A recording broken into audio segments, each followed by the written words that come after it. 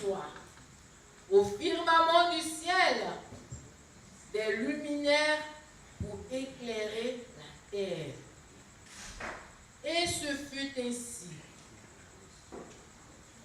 Dieu fit les deux grands luminaires, le plus grand pour commander au jour, le plus petit pour commander à la nuit.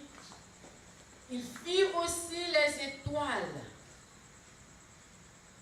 Dieu les plaça au firmament du ciel pour éclairer la terre, pour commander au jour et à la nuit, pour séparer la lumière des ténèbres. Et Dieu vit que cela était bon. Il eut un soir, il eut un matin, quatrième jour. Et Dieu dit que les eaux foisonnent d'une profusion d'êtres vivants et que les oiseaux volent au-dessus de la terre sous le firmament du ciel. Dieu créa, selon leur espèce, les grands monstres marins, tous les êtres vivants, selon leur espèce, tous les animaux qui volent. Et Dieu vit que cela était bon. Dieu les bénit par ses paroles. Soyez féconds et multipliez-vous. Remplissez les mers, que les oiseaux se multiplient sur la terre. Il eut un soir, il eut un matin, cinquième jour. Et Dieu dit que la terre produise des êtres vivants selon leur espèce, bestiaux, bestioles et bêtes sauvages selon leur espèce. Et ce fut ainsi.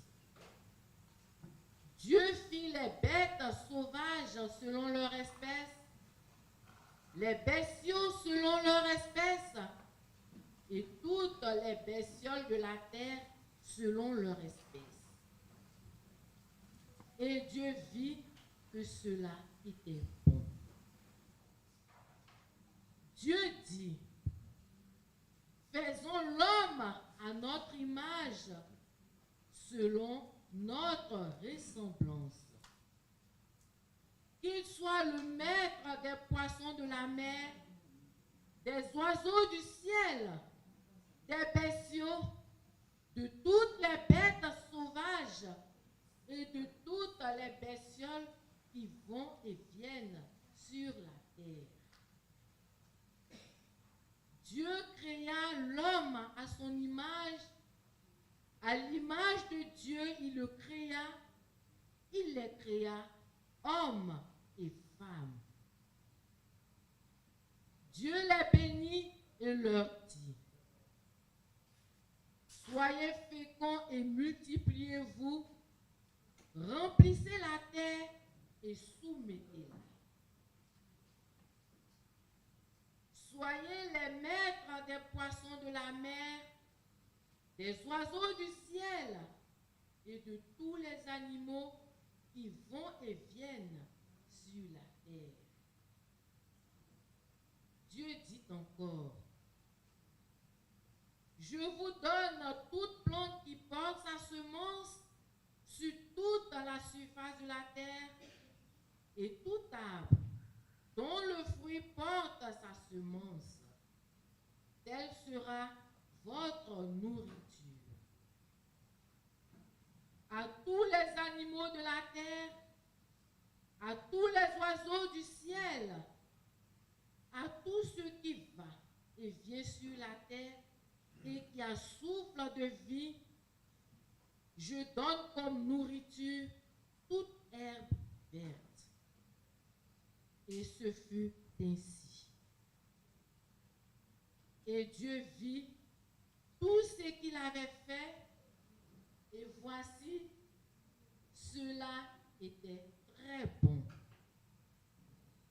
Il eut des soirs, il eut des matins, 6e jour.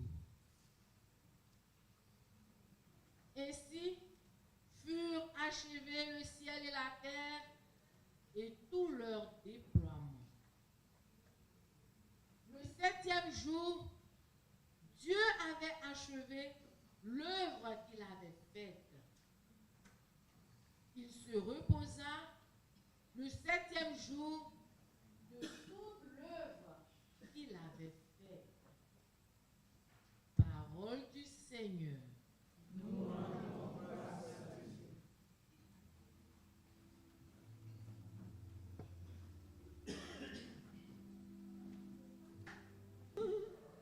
Que mon âme te bénisse, Seigneur, tu es si grand, vêtu de splendeur, magnifique.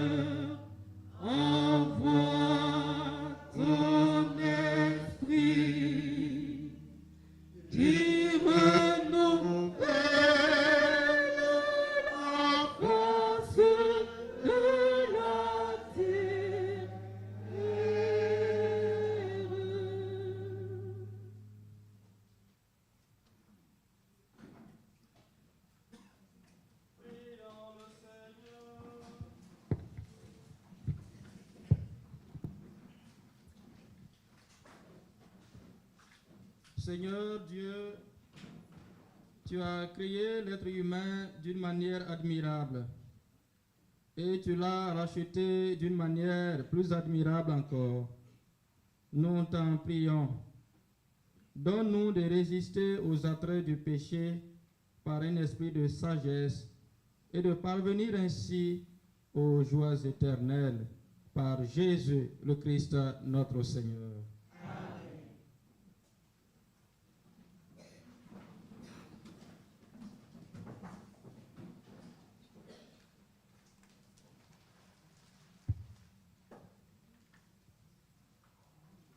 Lecture du livre de la Genèse.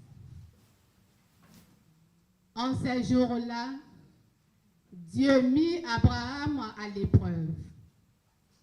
Il lui dit, Abraham, celui-ci répondit, me voici. Dieu dit, prends ton fils, ton unique, celui que tu aimes, Isaac, Va au pays de Moria, et là tu l'offriras en holocauste sur la montagne que je t'indiquerai. Abraham se leva de bon matin, sella son âne et prit avec lui 2 de ses serviteurs et son fils Isaac. Il fendit le bois pour l'holocauste et se mit en route vers l'endroit que Dieu lui avait indiqué. Le 3e jour, Abraham leva les yeux, vit l'endroit de loin. Abraham dit à ses serviteurs, « Restez ici avec l'âne. Moi et le garçon, nous irons jusque-là pour adorer, puis nous reviendrons vers vous. » Abraham prit le bois pour l'holocauste et le chargea sur son fils Isaac. Il prit le feu et le couteau, et tous deux s'en allèrent ensemble. Isaac dit à son père Abraham, « Mon père, eh bien, mon fils. » Isaac reprit, « Voilà le feu et le bois, mais où est l'agneau pour l'holocauste? » Abraham répondit, « Dieu saura bien trouver l'agneau pour l'holocauste, mon fils. » Et ils s'en allaient tous les deux ensemble. Ils arrivèrent à l'endroit que Dieu avait indiqué. Abraham y bâtit l'autel et disposa le bois, puis il lia son fils Isaac et le mit sur l'autel par-dessus le bois. Abraham étendit la main et saisit le couteau pour immoler son fils. Mais l'ange du Seigneur l'appela du haut du ciel et dit, « Abraham, Abraham. » Il répondit, « Me voici. » L'ange lui dit, « Ne porte pas la main sur le garçon. Ne lui fais aucun mal. Je sais maintenant que tu crains Dieu. Tu ne m'as pas refusé ton fils, ton unique. » Abraham leva les yeux et vit un bélier retenu par les cornes dans un buisson. Il alla prendre le bélier et l'offrit en holocauste à la place de son fils. Abraham donna à ce lieu le nom de « Le Seigneur voit ». On l'appelle aujourd'hui sur le mont « Le Seigneur est vu ». Du ciel, l'ange du Seigneur appela une seconde fois Abraham. Il déclara, « Je le jure par moi-même, oracle du Seigneur, parce que tu as fait cela, parce que tu ne m'as pas refusé ton fils, ton unique, je te comblerai de bénédictions, je rendrai ta descendance aussi nombreuse que les étoiles du ciel et que le sable au bord de la mer, et ta descendance occupera les places fortes de tes ennemis. Puisque tu as écouté ma voix, toutes les nations de la terre s'adresseront l'une à l'autre la bénédiction par le nom de ta descendance. Parole du Seigneur. Nous rendons grâce à Dieu.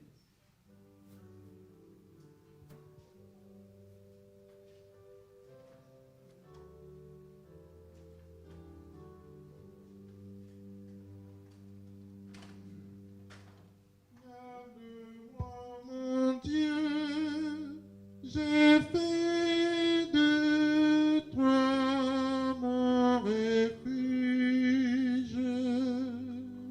ensemble.